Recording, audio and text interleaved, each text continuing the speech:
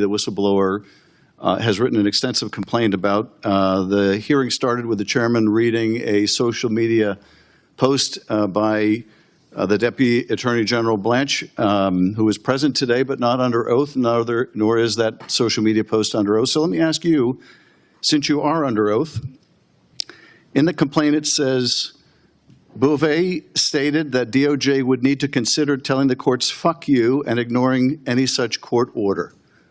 Did you say anything of that kind in the meeting? Senator, I have no recollection of saying anything of that kind. To the extent I Wouldn't you recall, Mr. Beauvais, if you said or suggested during a meeting with Justice Department lawyers that maybe they should consider telling the court, fuck you? It seems to me that would be something you'd remember, unless that's the kind of thing you say frequently. Well, I've certainly said things encouraging litigators at the department to fight hard for valid positions that we have to take in defense of our clients. And have you frequently suggested that they say fuck you and ignore court orders? Is that also something you frequently do, such you might not remember doing it on this occasion? No, and as I explained, I have never directed. So did you or did you not make those comments during that meeting? Which comments, Senator?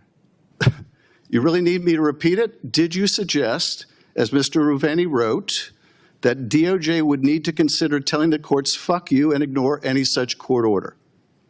I did not suggest that there would be any need to consider ignoring court orders. At the point of that meeting, there were no court orders to discuss. Well, did you suggest telling the courts, fuck you, in any manner? I don't recall. You just don't remember that. Well, let me ask you this. It also says in the complaint, Beauvais indicated and stressed to all in attendance that the planes needed to take off no matter what. These are the planes that a judge was ordering not be used to render people to a maximum security prison outside the country. Did you say during that meeting, did you stress to all in attendance that the planes needed to take off no matter what? Senator, your characterization is not accurate. It's not my characterization. It's the characterization of a decorated prosecutor who was in that meeting. Are you saying that he's lying? As I said at the beginning of the hearing. No, I'm not interested in what you said at the beginning of the hearing. I'm interested in whether you stressed to people in attendance that the planes needed to take off no matter what. Did you say that? I certainly conveyed the importance of the upcoming operation. Well, don't paraphrase here. Did you tell people in attendance the planes needed to take off no matter what? I don't recall the specific words that I used. Wouldn't you recall saying that if you had instructed that the planes needed to take off no matter what, including whether the court ordered otherwise? You wouldn't remember that?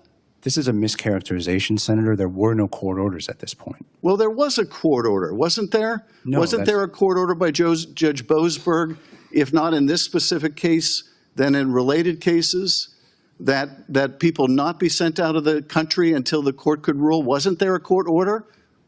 Not at the time of that meeting, Senator. Did you participate in the decision not to disseminate that oral court order prior to the written court order to other agencies so those planes would not take off, so those planes would turn around? Were you involved in the decision to withhold that court order from the responsible agencies? I think it's clear that I participated. Yes or no? I participated in this matter, and I'm not going to get into the contents of legal advice. I did, over the course of time, as many lawyers have. No, I'm not interested in over the course of time. I'm interested in whether you participated in the willful violation of court orders as alleged in this complaint. Let me ask you this, Mr. Beauvais. If there are notes of that meeting, will you provide them to this committee? I defer to the committee and to the executive branch on the procedure. And if the committee requests them, will you provide those notes to the committee? I defer to the executive branch on the handling of that request. And let me ask you about notes from another meeting, which you're contesting here, and that is the meeting over the decision to dismiss the case in New York, the corruption case against the mayor of New York.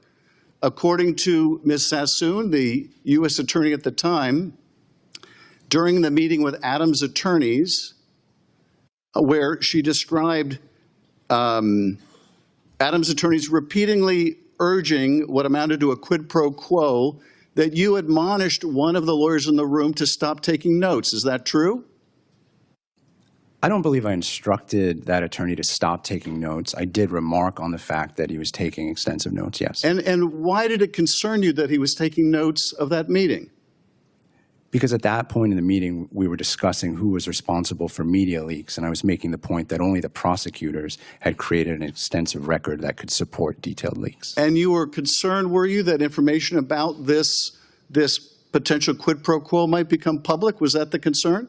I've explained that there was no quid pro quo. Will you provide the notes of that meeting, which you, according to the U.S. Attorney, instructed be collected at the end of the meeting? I think a member of my staff may have given that instruction outside my presence, and I defer to the committee and the executive branch on records requests and how those should be handled. Well, I would request that we seek these records, which go to the truthfulness or lack of truthfulness of this witness. There's a reason why, if I may, my colleagues have gone over at least as much as this. There must be a reason why prosecutors quit rather than following orders from you they considered unethical. There must be a reason why prosecutors complained about you in your own office, why defense attorneys complained about you in your own office, why the judge in the case involving the dismissal of the charges in New York said everything here smacks of a bargain.